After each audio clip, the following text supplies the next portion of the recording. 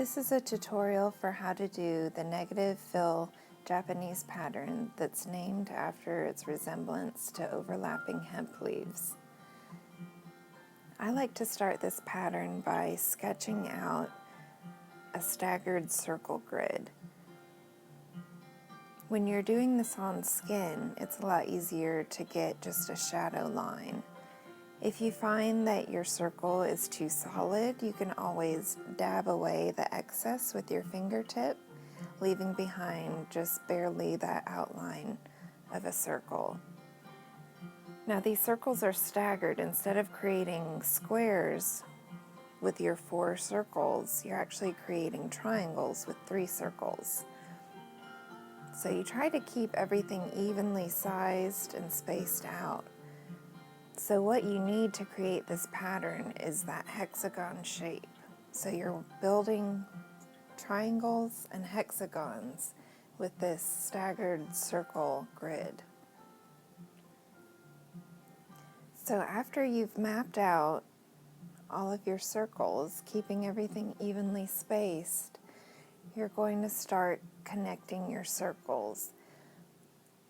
This video is turned so that you can see everything, but from my point of view, I am doing vertical lines, connecting each of the circles.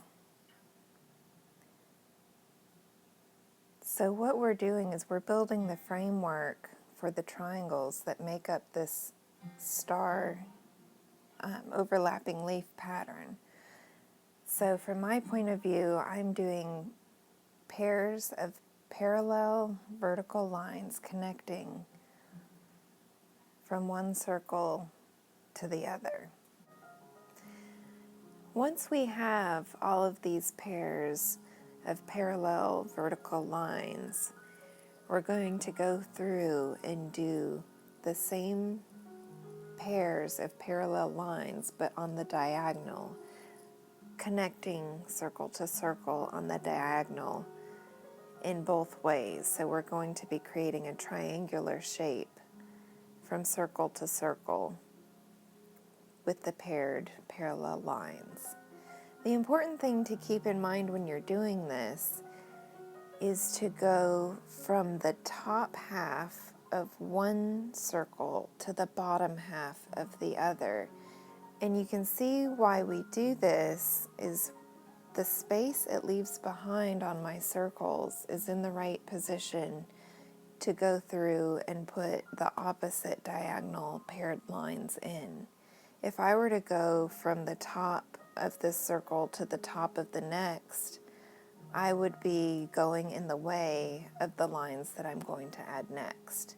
So you don't want to connect these lines because you do want that negative vein to be able to go through and dissect these triangles. So now we're going through the other way and doing the opposite diagonal, closing these off into triangles. Again, we're not actually connecting the lines together and closing them now. We're still leaving space in between all of our paired parallel lines, and this space we'll be needing to create the further dissection of these triangles.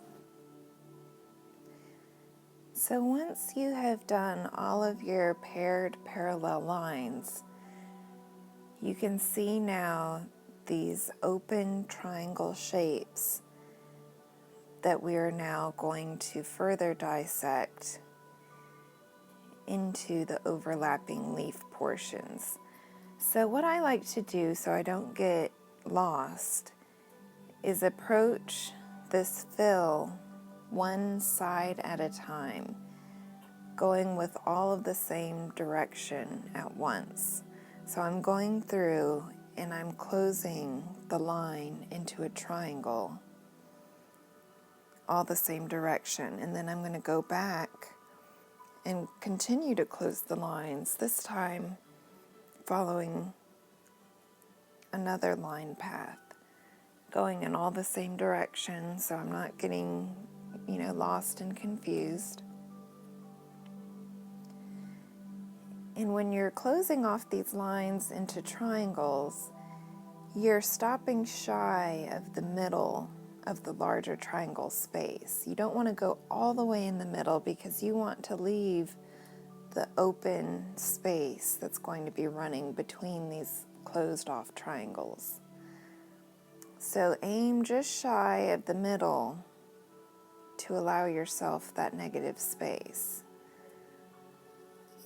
So I'm just going in from each direction, taking, one line, one area at a time, and closing off all the lines into smaller triangles. And so you can start to see the star or leaf pattern is emerging now. You could go through and do one triangle space at a time, but I find, especially if you're working a larger pattern, to just follow one line in one direction and hit every triangle in that area, going in that same direction all at once, just to keep yourself on track and keep it organized.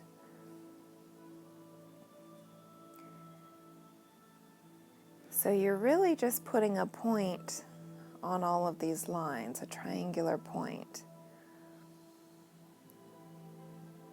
And you are actually closing these triangles off. And that gives you the border of the triangles that you'll be solidly filling in with your henna, leaving behind all of that small, veined, empty line work between all of these triangles for your negative space.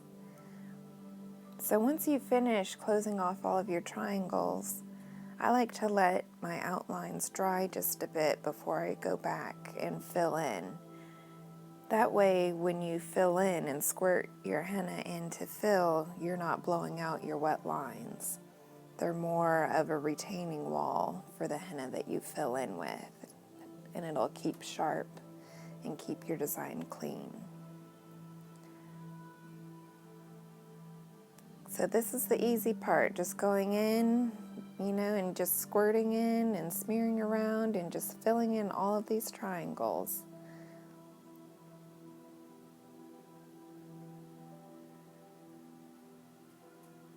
So just go through, fill up all your triangles, and you'll have your completed pattern.